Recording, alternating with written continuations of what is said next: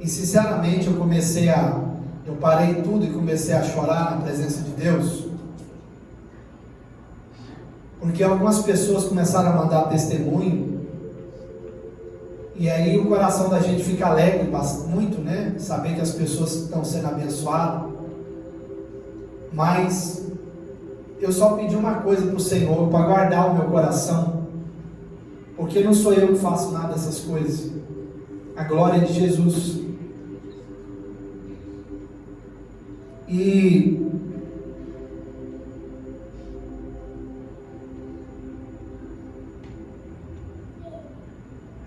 o Senhor falou algo no meu coração em relação ao que Ele está fazendo, esses milagres, essas coisas aí. É que a única voz que eu ouvia era o Espírito Santo falando: Júlio, você não é a mão, você é apenas a luva. A mão que opera sou eu. Você é a luva que eu uso para operar. E quanto mais fina a luva é, mais sensível se torna e mais fácil se torna para sentir a mão. Quando o médico vai operar, ele coloca a luva dele. Quem opera? É a luva ou é a mão? A mão. Então eu entendi o que o Espírito Santo falou. Eu sou só uma luva na mão de Deus. Ele resolveu me usar, assim como você também. Hoje em dia a gente olha para o Evangelho e a gente percebe que o Evangelho e muitos pregadores se tornaram loucos porque o sensacionalismo entrou fortemente nas igrejas. E hoje parece que eles acham que são os super-heróis do povo. Não é. Somos apenas luvas, gente. Quem opera é Deus. Ele é a mão que move a sua vida. Ele é a mão que move tudo através de você. Então, se algo de bom você pode proporcionar para alguém, fale sempre isso: eu sou uma luva que veste as mãos de Deus, e através de mim, que sou a luva, a mão opera e dá para as pessoas oportunidades para serem felizes e abençoadas. Diga glória a Deus. Então, tem momentos que o Espírito Santo me pega de jeito em casa, e essa semana ele falou muito isso comigo, bastante. A gente passou a vida inteira ouvindo assim: sejam a luz do mundo, né? Jesus disse. Mas ele me fez entender essa semana que a luz é Ele. Não é você que é a luz do mundo, Ele é a luz do mundo. A luz que nós temos que levar para as pessoas não é nossa.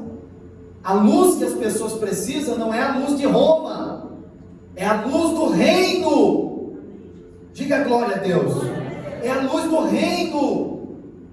Então, por isso que hoje nós vamos começar aqui a falar. Se você está com a sua Bíblia, vamos meditar Marcos, Evangelho de Marcos, capítulo 1, versículo 4.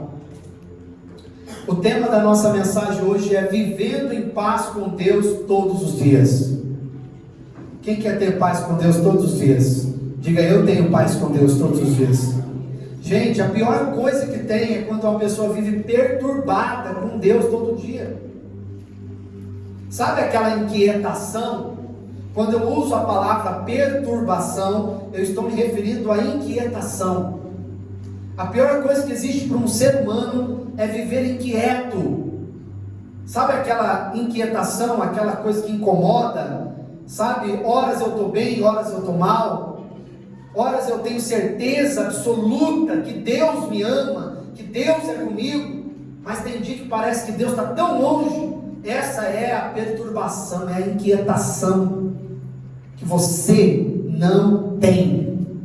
Você tem paz com Deus todos os dias, e ter paz com Deus todos os dias é maravilhoso, porque andar em paz com Deus todos os dias, Michel, é você andar sem nenhum tipo de medo no seu coração, né? É você andar com aquela certeza que Deus está com você, que Ele te ama acima de qualquer coisa, Não importa o que os homens falam ou façam, o amor dele é perfeito para comigo.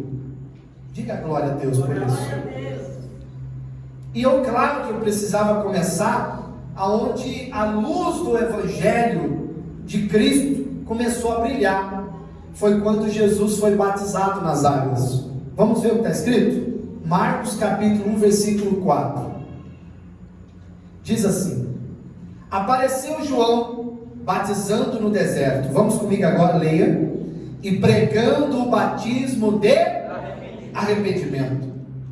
Que nós sabemos já que no grego metanoia, ou seja, ele estava levando o povo a ter uma mudança de... E eu provo para você que nesse dia, terminando aqui, só concluindo a leitura, o pregando o batismo de arrependimento para a remissão dos pecados. Aquele dia, sendo bastante específico, nesse dia, João Batista, de uma forma divina,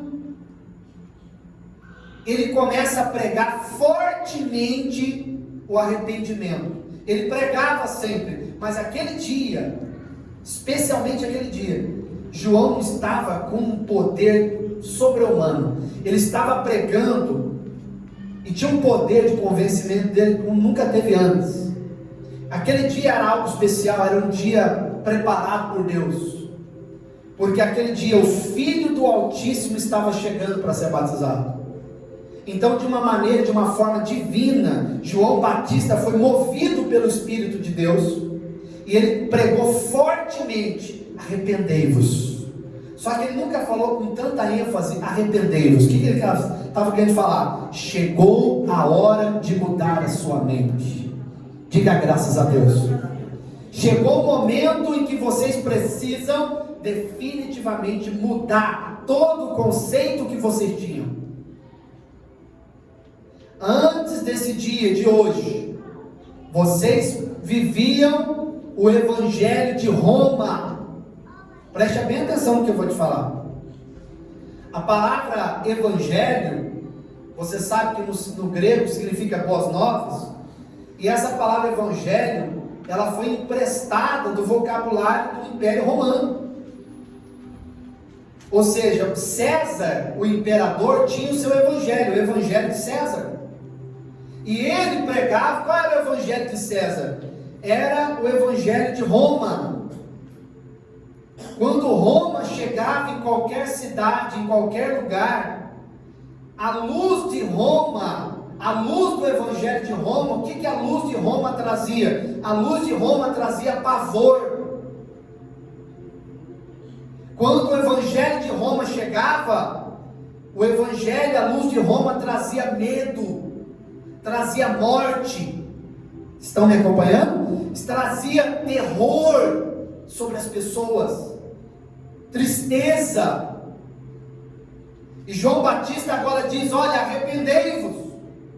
Eu vou te provar que não foi uma simples pregação. Veja que ele escreveu, aliás, está escrito por Marcos, lá no versículo 7. Veja só o que ele fala em sequência, quando ele diz enfaticamente: arrependei-vos, mude a mente de vocês. Chegou a hora de mudar a mente, a forma de pensar, a forma de olhar para a vida, porque até hoje, o único evangelho que vocês tinham era o evangelho de Roma.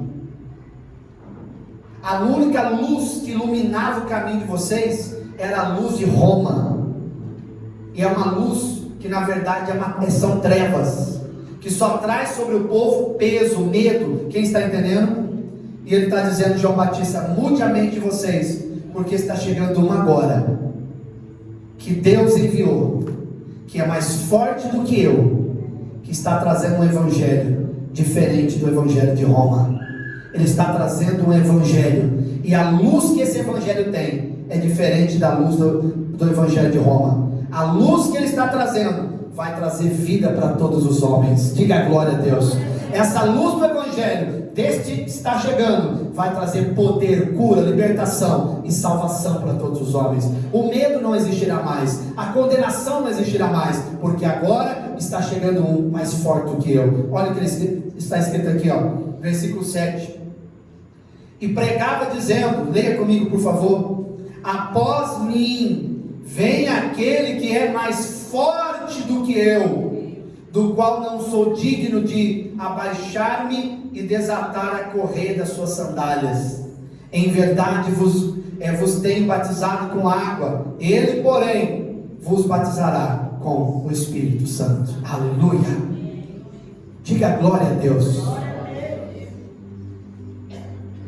Está chegando um mais poderoso do que eu. Até aquele dia, o povo estava simplesmente, eles acreditavam que não existia outro evangelho. Não existia, porque olha a boa nova que eles tinham. Roma está chegando, prepara a casa, alguém vai morrer hoje. Era assim, esse era o sentimento. Quando o evangelho de Roma era anunciado, está chegando toda a tropa de Roma, está vindo agora, chegando na cidade tal. Então o povo sentia medo, sentia pavor. Alguém ia morrer, ou muitos iriam morrer, muitos seriam presos, muitos seriam humilhados. Mas agora está chegando um que está trazendo algo que o homem nunca teve: a oportunidade de receber o próprio Espírito Santo na sua vida. Ele diz: está chegando ele vai trazer um evangelho totalmente diferente de Roma, cheio de lei, cheio de faz, não faz, mandamento. Não, ele está trazendo um evangelho onde você terá como prioridade viver a liberdade que ele vai trazer para você. Diga graças a Deus. Diga: eu sou livre pela graça de Deus. Quem é livre? Diga amém, gente. Eu sou livre. Agora preste atenção. Como nós estamos meditando, estudando sobre o tema do mês, né? Que já estamos não sei quantos domingos já, acho que é quinto, se eu não me engano. O tema é o caminho da graça. Estou explorando a história de Paulo. E hoje eu quero falar sobre uma igreja que Paulo, ele simplesmente cuidou dessa igreja sem ao menos conhecê-la. Para pensar comigo. Já é difícil cuidar de uma igreja onde eu estou ali, né, presente na vida daquela igreja. Já é difícil lidar com pessoas. Imagine lidar com uma igreja que você nunca viu, que você nunca teve contato com ela. As cartas que Paulo escrevia, acredite numa coisa, não eram cartas escritas aleatoriamente, não é aquela coisa, vou mandar uma carta. Não era. Toda carta, falem comigo, toda carta do apóstolo Paulo eram inspiradas. Eram inspiradas por quem? Pelo Espírito Santo. Amém? Eram inspiradas. Ele era um homem que ele não dava murro ao vento. Ele não fazia, não tomava uma atitude que talvez ia dar uma das... Não, tudo que ele fazia era algo confirmado por Deus, na direção de Deus. Por exemplo, hoje, assim como essa minha amada irmã e esse irmão deram testemunho, você vê que isso, humanamente falando, como eles falaram, seria impossível acontecer tudo aquilo. E era mesmo. Veja como que Deus trabalha. Deus, ele preparou um dia que nada a ver. Não tem nada a ver, né? Não houve um ritual para Deus operar. Vamos fazer isso aqui agora. Vamos fazer uma corrente 70 sexta-feira. Não teve ritual. Foi uma coisa muito natural. Não é verdade? Olha que bonito isso. Foi uma coisa, limpar a casa. Se eu soubesse, nem eu ia lá para limpar também.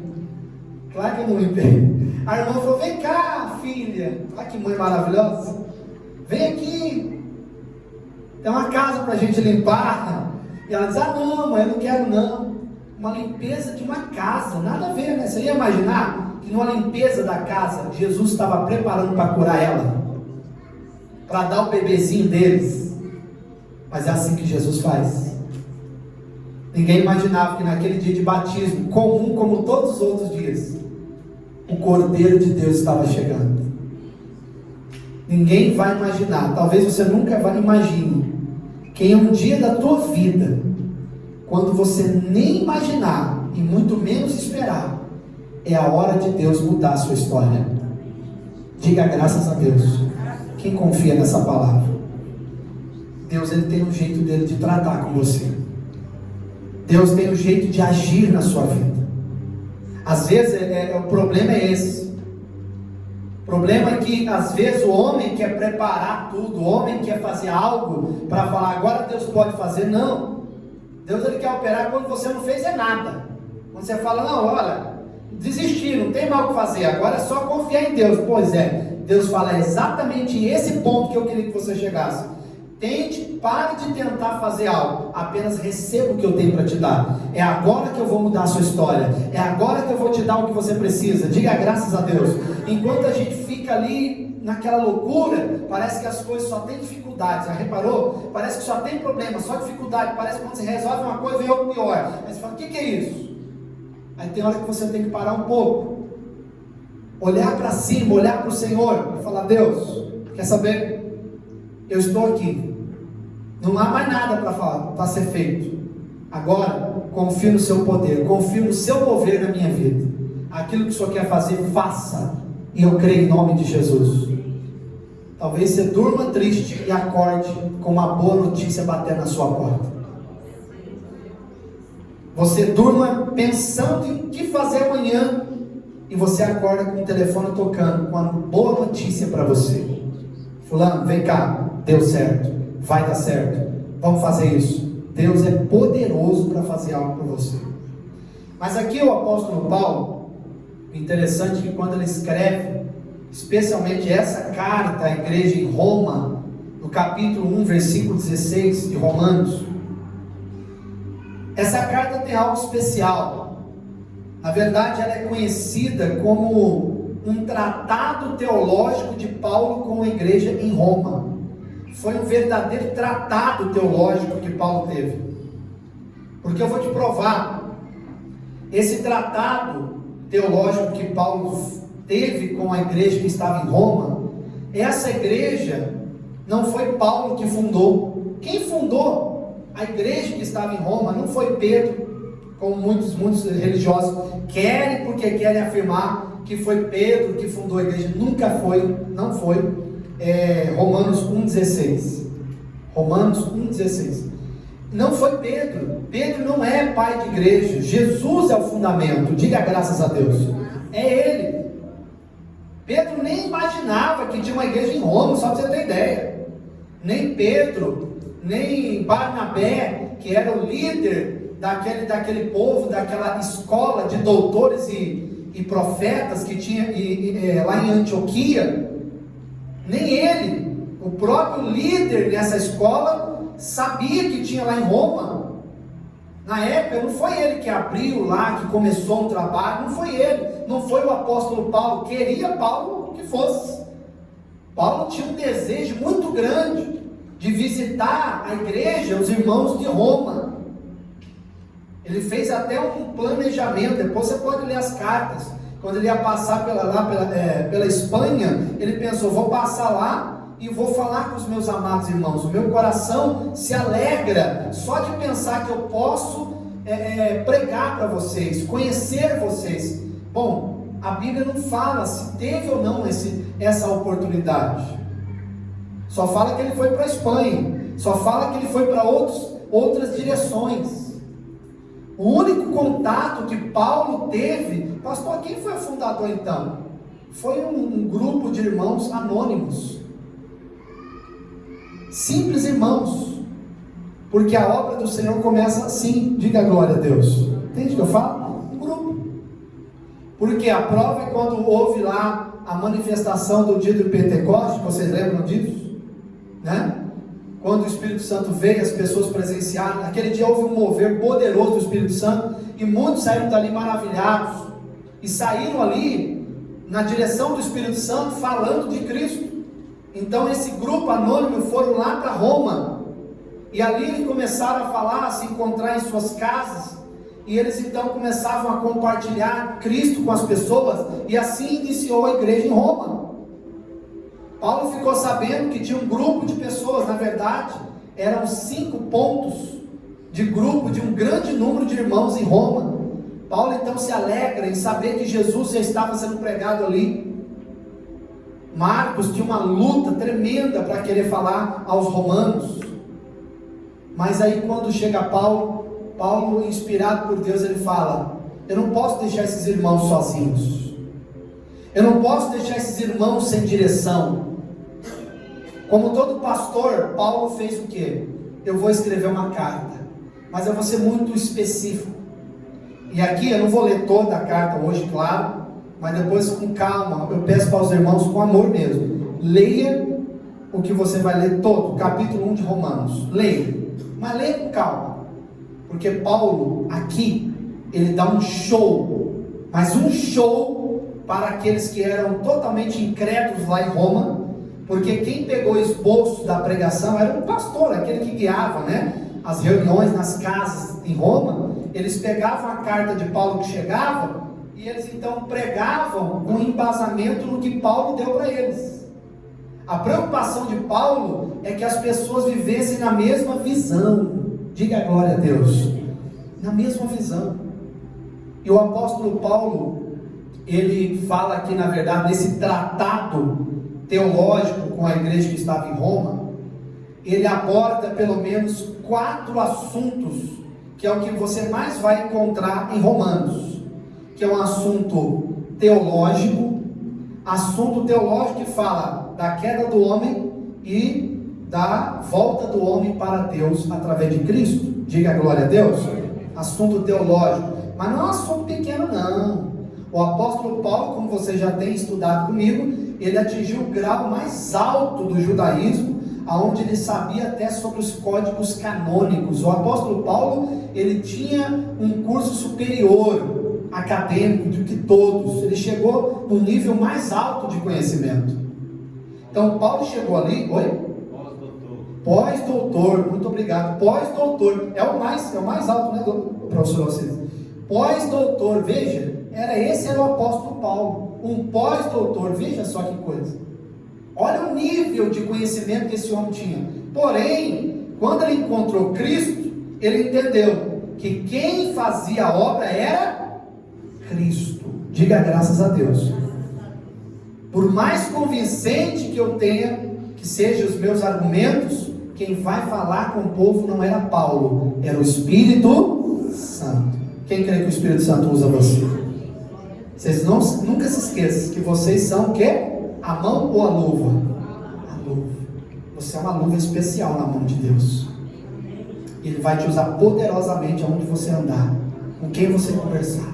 Todo tratado que você fizer, o Espírito Santo vai estar do seu lado, tocando a mão junto com você, dizendo: já deu certo, eu estou do teu lado, eu sou contigo. Diga a glória a Deus. Vamos voltar. Quais os assuntos que Paulo tratou? O tratado dele com Roma: assuntos teológicos, assuntos antropológicos, que é o assunto do homem. Era o homem, como que o homem, os seus defeitos, seus pecados, seus erros, né? Então ele focou ali. Veja, não foi uma simples carta. Por isso que eu sou fascinado pelas cartas de Paulo à igreja em Roma. Depois você lê todo, faz um estudo em casa. Você vai ver que ele vai falar, sempre vai tocar nesses assuntos que eu estou falando para você, tá? Assuntos teológicos, antropológicos. Ele também falou de assuntos éticos. Ele falou você vai ver Paulo tratando sobre ética, a ética cristã, que é muito importante, por sinal, que é o que? O bom comportamento de um cristão. Diga graças a Deus. Paulo fala disso. Nossa! E também o quarto assunto é um assunto histórico. Ele também trata de um assunto histórico, né? Você sabe que desde os 5 anos de idade, Paulo já sabia de tudo. Ele começou a estudar sobre o judaísmo, todas as suas hierarquias, histórias, patriarcas, matriarcas, reis, profetas. Então Paulo tinha um conhecimento profundo. E naquele dia, ele deu um show. Mas pensa num show de inteligência, de entendimento antropológico, teológico, histórico e ético. Foi esse dia. Por isso que eu amo essa carta. Paulo não deixou nem uma brecha para alguém falar: não, peraí, faltou isso aqui. Não. Nesse dia ele deu um show de conhecimento e falou: nesse ponto eu entendo. Depois que ele usou todos os argumentos técnicos dele de conhecimento, ele vem e fala: Jesus é o único caminho, larga tudo que você crê, creia somente nele e você será salvo. Diga graças a Deus. Jesus mostrou, Paulo, que quando ele tocou no assunto histórico, por exemplo, eu já li com vocês aqui, não, né? Versículo 16, leia primeiro esse, senão eu falo e não leio. Versículo 16 está escrito, leia com atenção, olha o que ele escreve: porque não me envergonho do Evangelho de Cristo. Do que eu comecei a mensagem hoje, o estudo? Falando do Evangelho, não foi? O Evangelho de Roma, o Evangelho de Cristo. Por que Paulo fala? Eu não me envergonho, porque na mente de muitos doutores, o Evangelho de Cristo era muito fraquinho, entendeu? Ele mesmo, na época que era fariseu, pensava: onde que eu vou ouvir um homem desse que vem lá de Nazaré? Tem até um texto que fala: a casa de Nazaré pode vir alguma coisa boa? Pode. Jesus veio de lá, diga graças a Deus, amém? Então, como que eu vou ouvir um filho de um carpinteiro? Eu, pós-doutor, ouvir um filho de carpinteiro, o que ele tem para me oferecer? Mas essa parte você já sabe, que ele foi transformado por Cristo, ali no caminho para Damasco. A mente de Paulo mudou, ou seja, ele passou literalmente pela metanoia, mudou a mente dele. E o que João Batista falou? Mude a mente de vocês, porque está chegando um outro evangelho, o evangelho de Cristo único. Diga glória a Deus. Esse evangelho que Jesus trouxe é o único que a gente tem que viver, não esse evangelho maquiado pelos homens, cheio de faz isso, não faz aquilo, cuidado com isso, cuidado com aquilo, é tantas regrinhas, tanta coisa.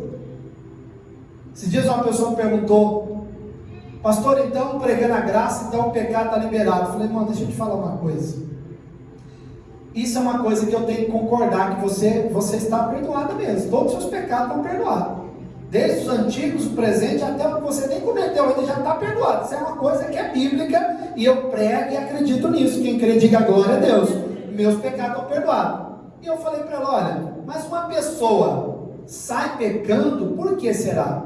Porque ela não tem um propósito de estar com Deus. É uma pessoa que tem um propósito. Por isso que Paulo, nesse tratado que ele teve com Roma, ele falou enfaticamente da ética cristã também. Ele falou: amados, não é porque estamos sobre a maravilhosa graça que nós vamos começar a ter uma vida totalmente torta, errada. Então ele ficava nesse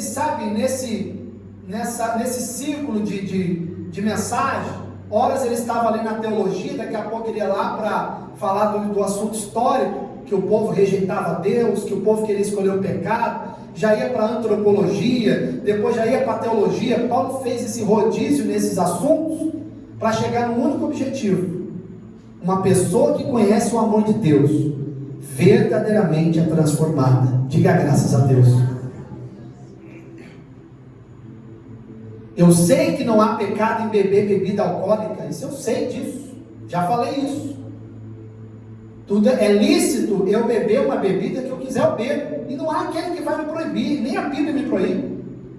É lícito, se eu quiser beber, eu bebo. Tem coisas que eu não bebo que eu não gosto. Porém, não me convém fazer coisas absurdas, sabe? Se tornar agora um viciado, um dependente daquilo, sabe? Se a minha geladeira não tem cerveja, eu fico louco. Entendeu agora onde eu quis chegar? Quem entendeu isso aqui? É lícito, mas convém eu estar em determinados lugares? Convém eu ficar frequentando certos lugares? Não convém.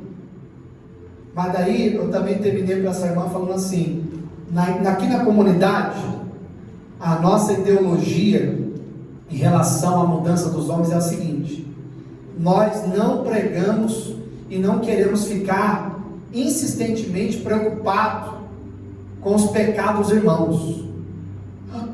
É isso mesmo, eu não estou preocupado, porque quem vai mudar alguém aqui não sou eu, quem vai mudar é o Espírito Santo. Diga glória a Deus. Está me entendendo o que eu estou falando? Nosso alvo não é esse. Eu não estou aqui para consertar ninguém. Nem se eu quisesse, eu teria condições de consertar. Nem a minha vida eu tenho condições de consertar. Quem conserta a vida do homem é o Espírito Santo. E Ele está na sua vida. Ele tem te convencido. Ele tem moldado o seu caminho. Diga a glória a Deus. Meus irmãos, uma pessoa que está cheia do amor de Deus vai pensar em matar? Vai pensar em fazer outras coisas mais podres do que isso? Não.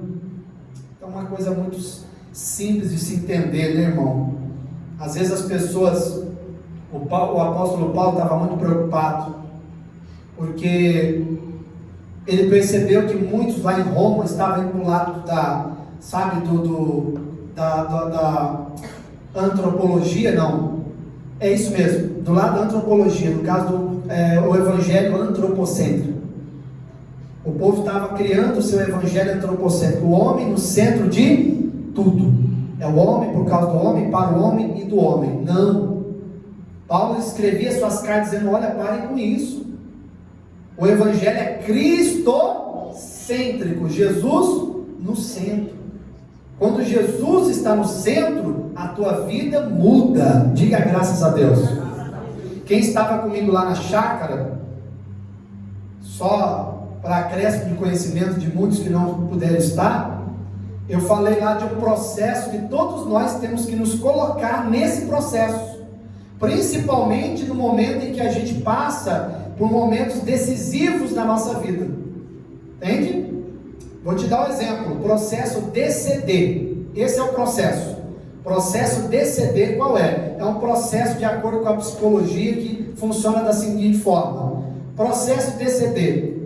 Eu estou num momento da minha vida que está uma correria, loucura total, não tenho tempo nem para comer, nem para dormir, nem para descansar. Meu Deus do céu, que loucura é essa? Meu casamento está acabando, não estou tendo atenção nem para o meu marido. Sou aquela mulher que toda hora, ou eu estou na academia, ou eu estou cozinhando, ou eu estou limpando, ou eu estou estudando, e quando chega em casa, aquela pessoa morta, viva em cima da cama. Não tem um dia que aquela mulher está tranquila, não tem um dia que aquele homem está bem. A loucura na vida. Esse é o momento de se colocar no processo DCD, que é duvidar, falem comigo, duvidar, criticar, decidir. De novo, fala isso para você guardar. Duvidar, criticar e decidir. Então agora eu me coloco no processo DCD. Acho que é momento de duvidar. Duvidar do quê? Olha a minha dúvida: será que vale a pena continuar a fazer o que eu estou fazendo? Estou duvidando. Será que é isso mesmo que eu tenho que fazer? Será que eu estou no caminho certo? Será que essa é a melhor forma de agir dentro de casa? Será que eu estou sendo uma boa esposa mesmo? Será que eu não estou exagerando? Será que eu não estou exagerando essa coisa de falar que eu vou ser fria porque ele merece a frieza? Será que você não está exagerando? É hora de duvidar dessa atitude sua. Eu duvido, depois que eu duvido eu faço o quê? Exato. Eu preciso criticar, fazer uma autocrítica daquilo que eu estou fazendo com a minha vida. Uma autocrítica daquilo que eu estou, escolhendo para a minha vida. Me acompanham? E depois que eu duvido, eu critico, e que seja uma crítica não destrutiva, tá? Mas que seja uma crítica construtiva. Depois que eu duvidei, critiquei, agora é hora de fazer o quê? Decidir. Eu duvido, eu critico, eu decido. Eu citei para vocês lá na chácara, Jesus falou para os discípulos: venham para cá. Jesus tinha passado por esse processo de DCD, ele passou por isso, e ele fazia isso várias vezes. Jesus: vem cá, todo mundo para cá, bora aqui, eu quero que vocês saiam do meio do povo, vamos para um lugar despovoado, vamos para um monte, bem longe de todo mundo, porque nós não estamos tendo tempo nem para comer direito. Está lá na Bíblia. Nós estamos comendo direito, nós estamos dormindo direito. Jesus falou isso. Olha o processo DCD. Com certeza ele parou, olhou para todo o movimento, aquela multidão, aquela loucura toda. Primeira coisa que ele fez, ele duvidou: será que eu estou fazendo certo? Eu estou me acabando, está ruim. Depois ele duvida, ele critica e ele decide e toma uma decisão embasada na dúvida e na crítica que ele fez. E agora ele tem uma decisão certa. Diga graças a Deus. Guardar essa parte agora que eu ensinei você, guarde isso. Sempre se coloque nesse processo na sua vida, em qualquer situação, em qualquer área da tua vida. Isso vai servir, vai te ajudar. Acredite nisso. Qualquer decisão, se coloque nesse processo. O apóstolo Paulo, ele falou: e agora?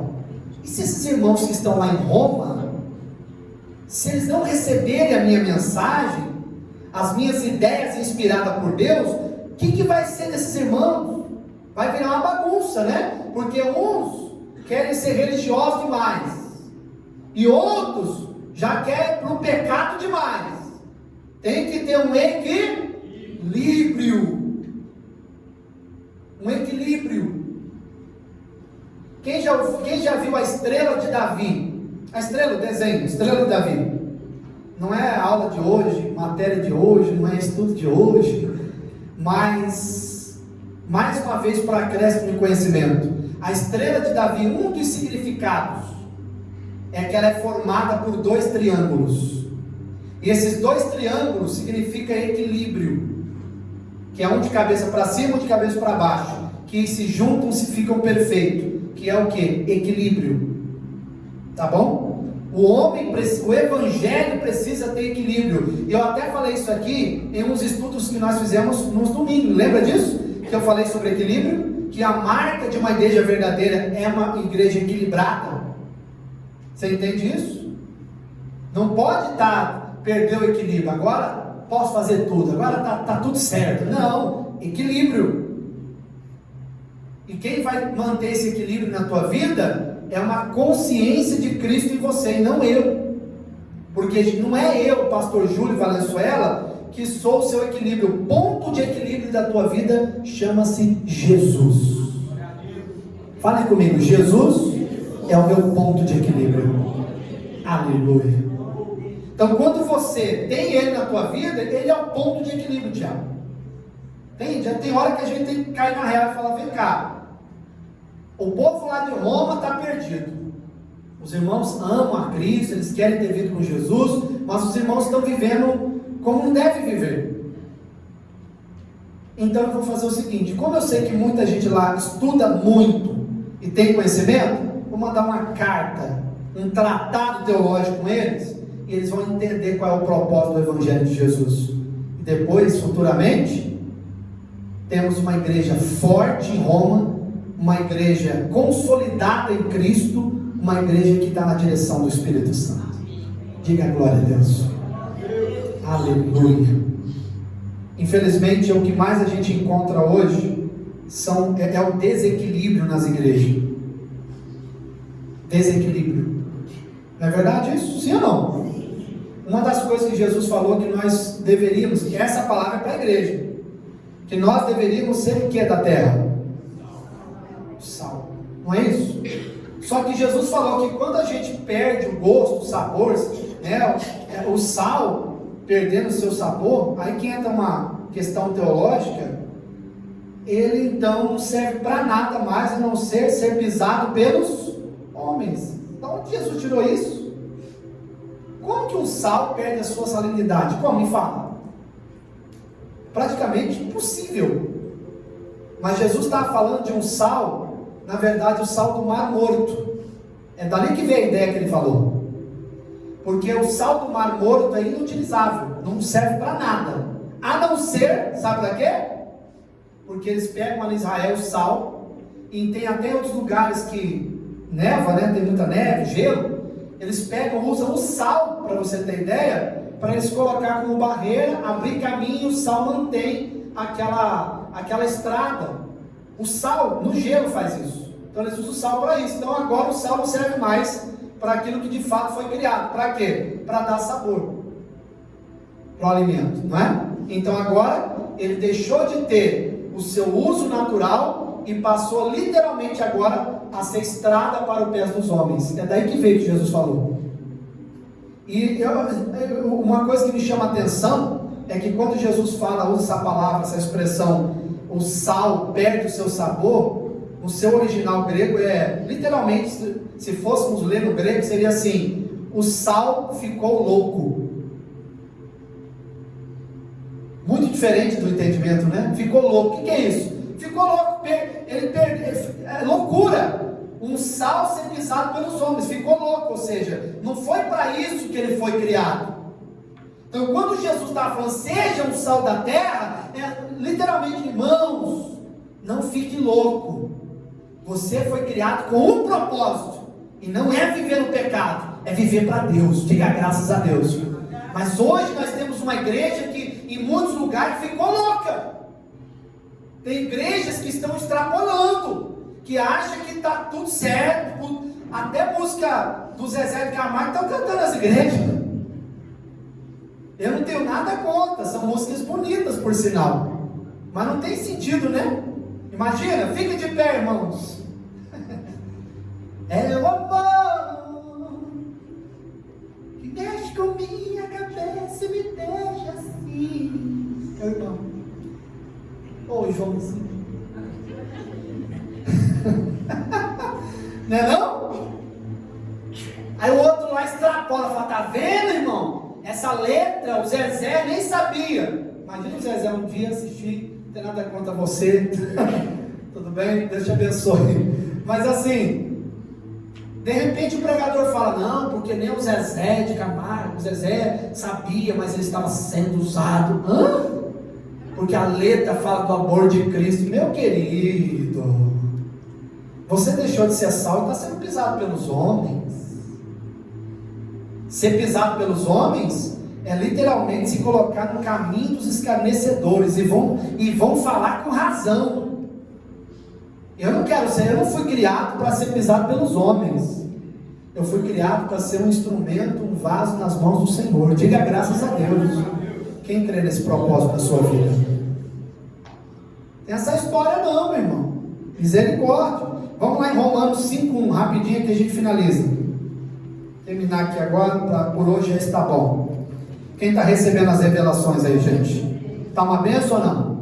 Aleluia. Cadê o uhul? Então agora eu entendi. É porque o meu dono do uhul, ele nesse momento está com a garganta meio ruimzinha, né? Então vamos orar pelo Lucas. Faz um uhul aí, Igor. Uhul. Aí pronto, temos um substituto. Faz um uhul aí, Henrique. Uhul.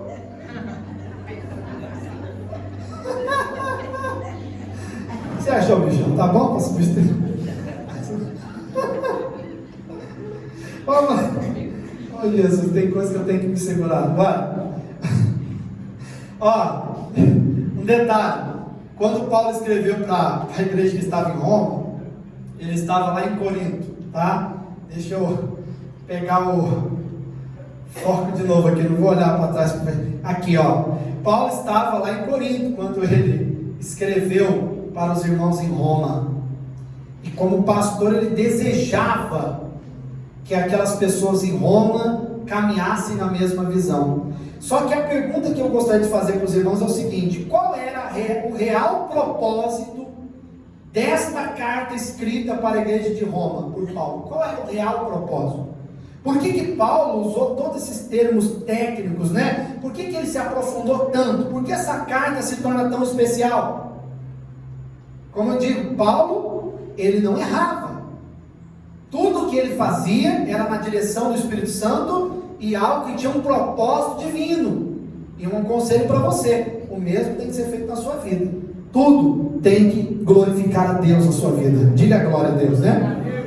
Bom, a resposta é: a preocupação que Paulo, propósito, na verdade, os dois principais propósitos da carta que ele escreve aqui, especificamente aos Romanos capítulo 1, era o propósito de fazer os irmãos entenderem sobre a justificação pela fé e as ideias inspiradas por Deus em relação ao Evangelho. Porque os irmãos, tem muita gente que parece que se você não ficar em cima falando, parece que a pessoa parece que ela vai caminhando para a religião de novo, ela quer voltar para o legalismo de novo.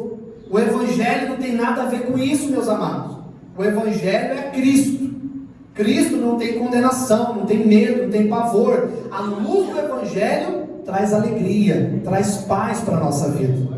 Então aqui, a prova do cuidado está registrado lá na carta de Paulo aos Romanos, à igreja de Roma, capítulo 5, versículo 1. Quero que vocês leiam com atenção, por favor.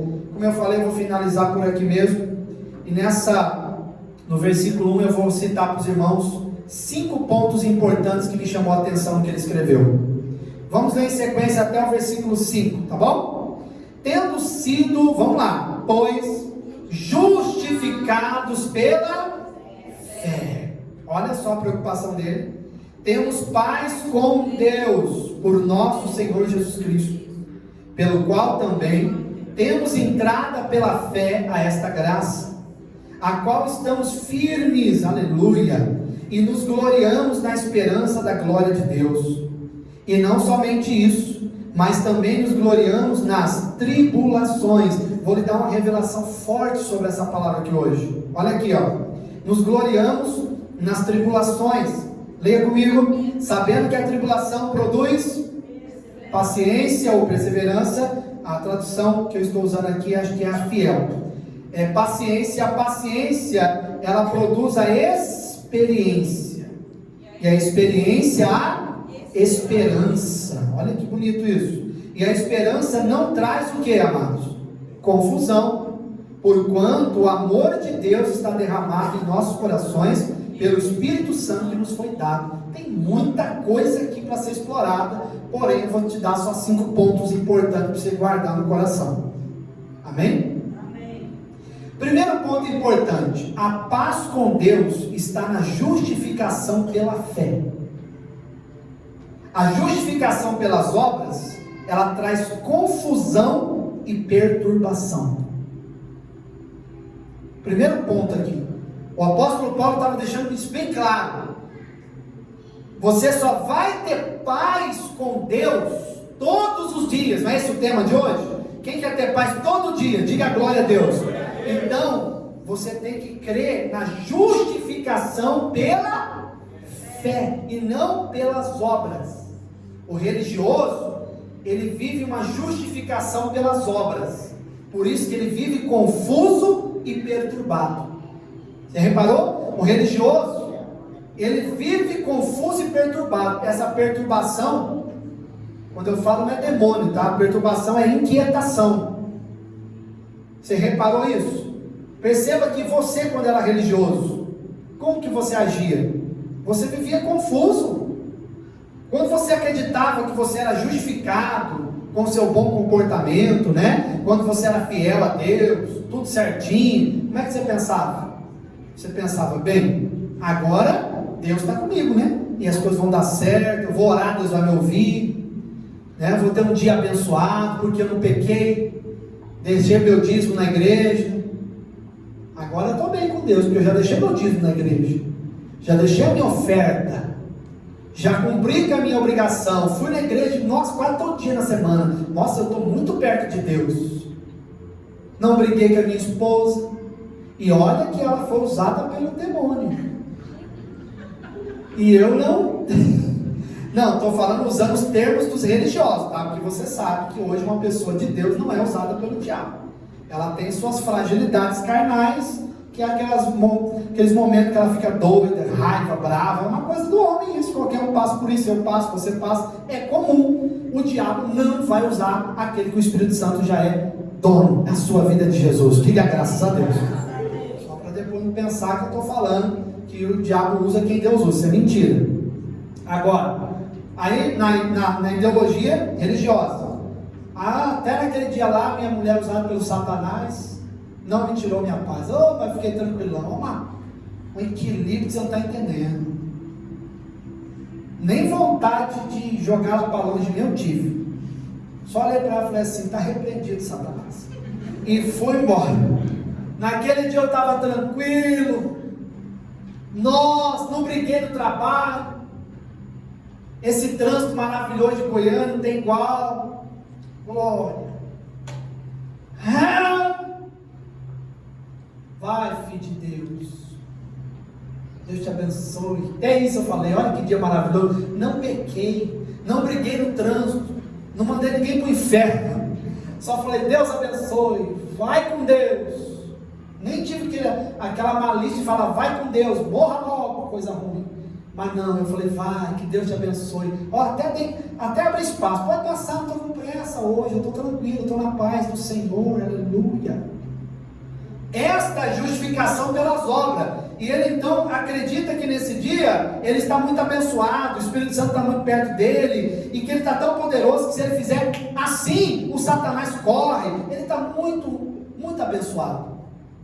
Mas essa pessoa, ela tem na mente dela, a mente dela é muito confusa. E ela é uma pessoa perturbada. Por quê? Porque ela é justificada pelas obras. Então quando ela fizer algo errado, aí vem a confusão.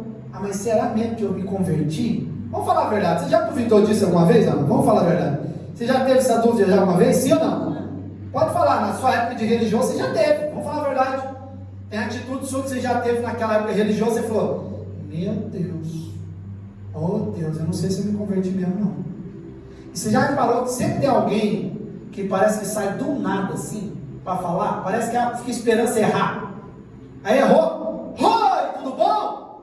Você não se converteu não. Você não é convertida, você é convencida. Não é assim? Sim ou não? Quem é convertido? Diga a glória a Deus. Mas tem irmão que Deus duvidou. Você não é não? Quem é convertido? Hein? Diga, eu sou convertido. Quem é convertido? Você mudou de opinião, você agora crê no Evangelho, é isso. Entendeu? Você agora é de Jesus. Você é de Jesus? Acabou, você é convertido. Mas a religião, o religioso, ele tem o quê? Confusão na mente dele, ele é confuso, ele é perturbado, vive inquieto. Uma hora ele vai para o inferno, uma hora ele vai para o céu, uma hora Deus está com ele, uma hora é o Satanás que está do lado dele. Uma hora quem senta no banco do passageiro do carro dele é o Espírito Santo. Mas tem dia que ele peca, já não é o Espírito Santo, é a pombagira, é o demônio. Ele fala, está vendo, se eu tivesse pecado, o Espírito Santo estava aqui, agora tem que andar com esse capeta aqui do lado, até me consertar com Deus. Não! Aquele que é justificado pela fé, vive em paz com Deus todos os dias. Mas sabe por quê que você tem paz todo dia? Mesmo pecando, porque você é justificado pela fé e não pelas obras. E essa fé não está direcionada às minhas obras, ela está direcionada às obras que Jesus fez por mim na cruz. E quando eu vivo pela fé nas obras que foram feitas por Jesus na cruz, então eu vivo em paz com Deus todos os dias. Mesmo quando eu caio, mesmo quando eu peco, mesmo quando eu falho, eu ainda continuo acreditando, Ele é a minha justiça. Diga graças a Deus. Ele é o meu Senhor. Eu continuo sendo amado por Deus, porque eu vivo pela fé. Não tem aquele texto que muitos gostam? O justo viverá? Me aponta um justo aqui hoje, humanamente falando. Nem eu, nem você. Por mais certinho que você seja, você não é 100% justo. Em alguma coisa tu vacila. Sim ou não? Sim. Então, o que te torna justo então? Viver pela... Porque o justo vive pela fé. O justo vive pela fé. Eu me torno justo, não é porque eu sou bom. Eu me torno justo porque o justo juiz, aliás, o justo que é Jesus, me torna justo como Ele é. Porque se a minha fé está conectada a Ele, eu me torno o que Ele é. E eu me torno justo diante de Deus. É como se o pecado nem estivesse na minha vida. Deus olha para você, Ele vê apenas Jesus cobrindo toda a sua vida. Ele não vê as suas falhas, como o homem vê. Ele vê a sua fé.